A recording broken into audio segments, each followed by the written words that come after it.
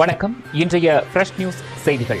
கம்பம் சட்டமன்ற தொகுதியில் நாம் தமிழர் கட்சியின் வேட்பாளர் அன்புச்செல்வி தனது வேட்புமனுவை உத்தமபாளையம் கோட்டாட்சியர் சையத் முகமது இப்ராஹிமிடம் இன்று தாக்கல் செய்தார். நாம் தமிழர் கட்சியின் சார்பாக கம்பம் சட்டமன்ற தொகுதியில் வேட்பாளராக அறிவிக்கப்பட்ட அன்புச்செல்வி இன்று வேட்புமனுவை தாக்கல் செய்வதற்காக வருகை தந்தார்.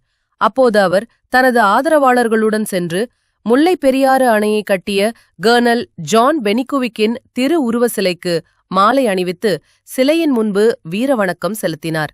அதனைத் தொடர்ந்து வருவாய் கோட்டாட்சியர் அலுவலகத்திற்கு ஆதரவாளர்களோடு ஊர்வலமாக வருகை தந்தவர் கோட்டாட்சியர் சையத் முகமது இப்ராஹிமிடம் தேர்தல் உறுதிமொழியை எடுத்துக்கொண்டு தனது வேட்புமனுவை தாக்கல் செய்தார்.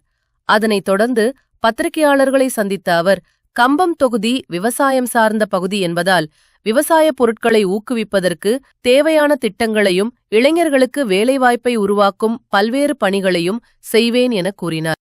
இந்த ஊர்ல விவசாயம் சார்ந்த பகுதி கம்பம் பள்ளத்தாக்கு விவசாயிகளுக்கு தேவையான நீர் மேலாண்மை அதிகரிக்கிறது, நெல் வாழை சேமிப்பு கிடங்கள் அமைத்து கொடுப்பது, விளைநிலங்களுக்கு ஏற்ற காய்கறி பொருட்களுக்கு அரசு கொள்முதல் ஏற்படுத்தி கொடுக்கணும். இந்த மாதிரி திட்டங்களும் நிறைய திட்டங்கள் இருக்கு. ஏழை எளிய மக்கள்னா கரும்பு, நெல், வாழை இந்த மாதிரி அதிகமாக உற்பத்தி விளையுது. இங்கே அதுக்கேற்றவாறு கூழ் தயாரிக்கும் தொழிற்சாலை, பதப்படும் தொழிற்சாலையில் ஏற்படுத்தி உள்ளூர் மக்களுக்கு வேலை வாய்ப்புகள் அதிகமாக கொடுத்து அந்த மக்கள் மக்களும் இளைஞர்கள் வெளியில செல்லாமல் இங்கேயே வேலை வாய்ப்புகள் அதிகரித்து கொடுப்போம்.